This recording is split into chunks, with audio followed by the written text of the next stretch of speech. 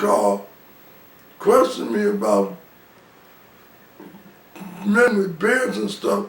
Then the car disappeared. This guy Booby disappeared because he was some kind of setup or something. And then they lied, said I walked down the stairs, threw a package at their feet. So I said, well, I'll just go ahead and get this little 6 months over with.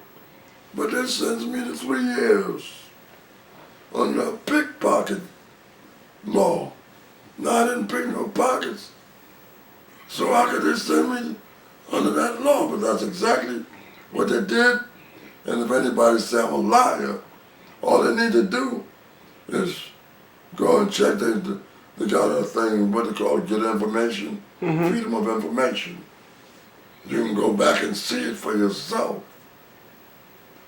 And, but what happened was, they threw me in the jail. I got into jail. First few weeks they told me there was supposed to be Muslims in the jail and you had religious services. So for several Fridays, they said every time I went up and said, when they calling for the Muslims, or they're already gone. Then I realized and found out there was no Muslim services. So one Friday, I just jumped out into the hall and went down to where the Muslim services would be. And I found one fellow down there, but he worked in the office. And he was, I forget what type of Muslim he was, but anyhow, he wasn't Sunni or Shia or nothing like that. He was another type. But I got to talk with him, and we started going to Juma every Friday, and we passed the word out, and other Muslims started coming on Friday, you know, and I started, they made me the act as the imam, and I started giving the khutbahs. And this in Rikers Island, because there was no established religion in the city of New York then, in the prison system. Then, Sheikh, I was reading a publication that gave the date of the Dar when it started. I think it was in the 60s, and it said that the Dar dissolved in 1983 or 80, someplace in the 80s. Why do you think the Dar movement rose and then declined? well, it declined because you see, I believe the government sent this Sufi guy to break it up. Jilani? Jilani. As we know, the government backs him up right now. I think they got didn't they try to get a big thing in downtown New York and all that? They back him up. Because that's the type of Islam they want. They didn't want, the Dar Ul Islam Movement was, like I said, it was bringing us all together. It wasn't dividing us. Guys from Elijah Muhammad and everywhere else was finding their way into the Dar. And they was finding it wasn't sectarian. We was all one brotherhood. And we was trying to practice real Islam. They had brothers at 240 Sumter Street, say for instance. Is that Manhattan or Brooklyn? Brooklyn. Okay. Young brothers there used to get up in the morning, go out in the street and sweep the sidewalk up and down the whole block. Brothers in the Dar would run the pimps off the corner. brothers in the Dar protected women and children. And the women and the children found a happiness and a joy in being part of the Dar. When we used to have the Dar on Juma and all across the weekend, the women and the children would get together, and it was like a joyous gatherings. Every woman almost looked like in Brooklyn would want a Muslim husband because of this. And a lot of the men would either pretend to be Muslim or become Muslims because they wanted to get to the women. So that's part of it, you know. And how can I put it? And all we were doing was really trying to practice true, real Islam and be the protectors of the women and children in our society at large, as we're supposed to be. Now, how did that Jelani get a foothold? I don't know exactly because I wasn't there, but I'm gonna tell you what I suspect or heard. There was a brother who was in charge of what we call ROD. ROD was our protective organization. That was our soldiers, like. And somehow Jelani got to him. He was power hungry, and he double crossed Yahya in order to, you know, gain more power. He was kind of sometimes wishy-washy way. He had his ways about him, this fellow. I had a couple of dealings with him myself personally. And, but we never, him and I never clashed, because when I would confront him, he has, well, you know, he just would cut it off, and, you know, he wouldn't confront with me. And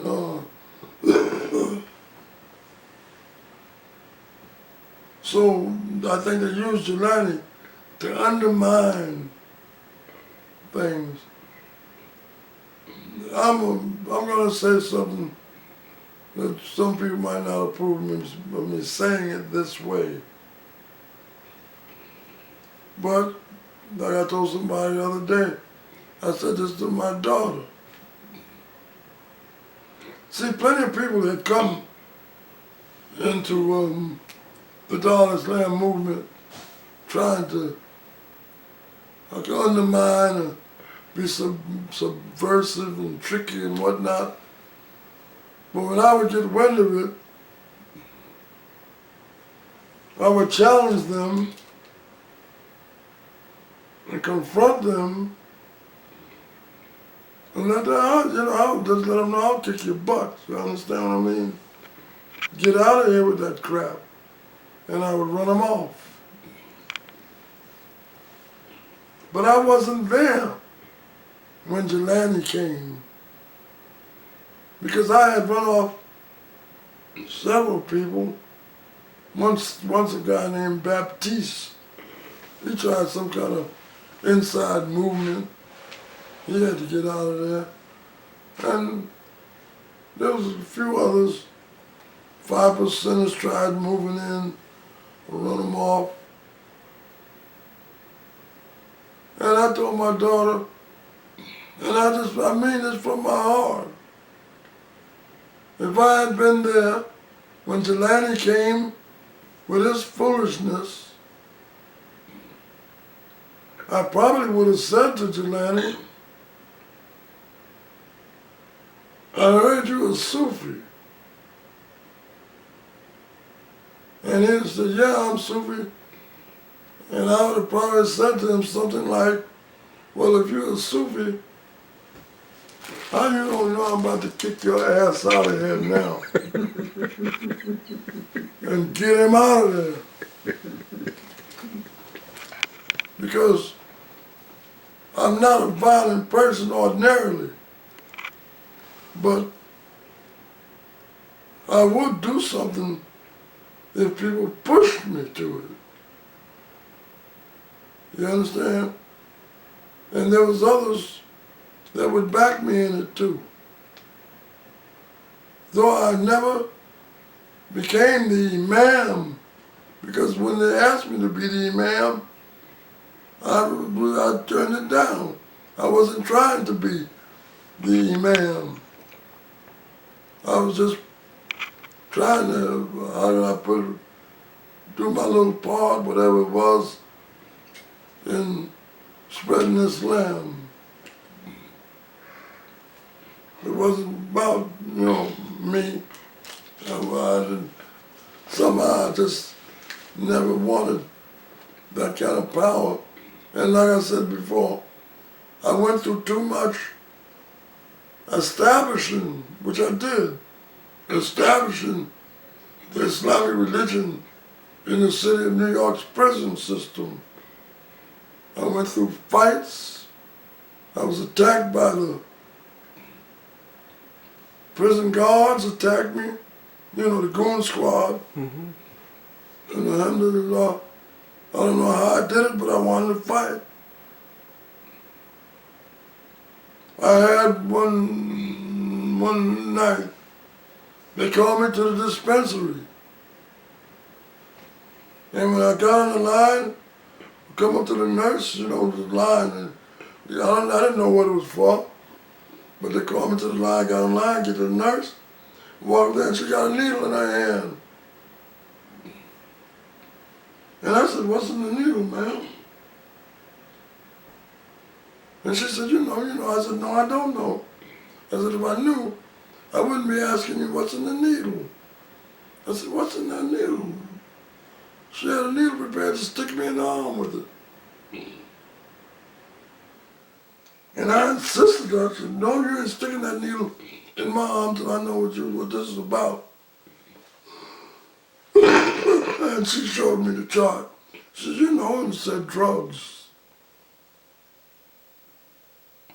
They was attempting to start sticking needles in my arm to make me a drug addict. This is the truth. And I said, "You ain't sticking that in my arm."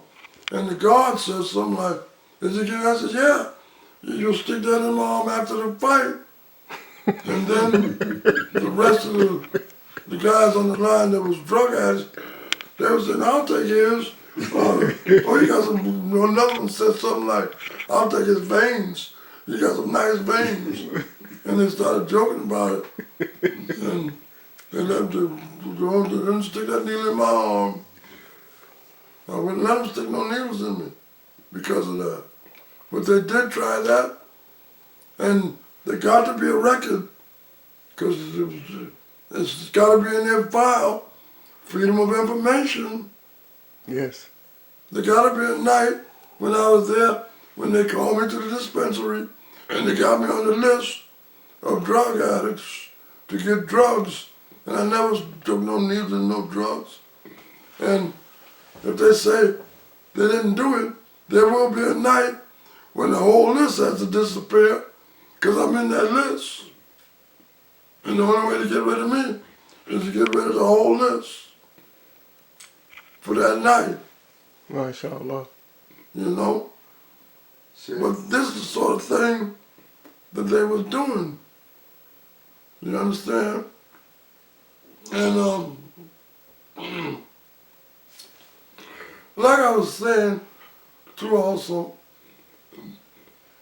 it seemed to me they could not allow Muslims to become a solid group together, one brotherhood, because they couldn't control that, especially not the real Islam. You've got fakers acting like they're magicians and crap. That's the kind of Islam they want. But those are fakers. We don't need that in Islam. Right now, I'm talking to you about, I'm saying the word Islam, but when people hear Islam, what they think about is Muslims killing one another, one on one end, one on the other, Allahu Akbar, bam. Both sides say they're Muslim.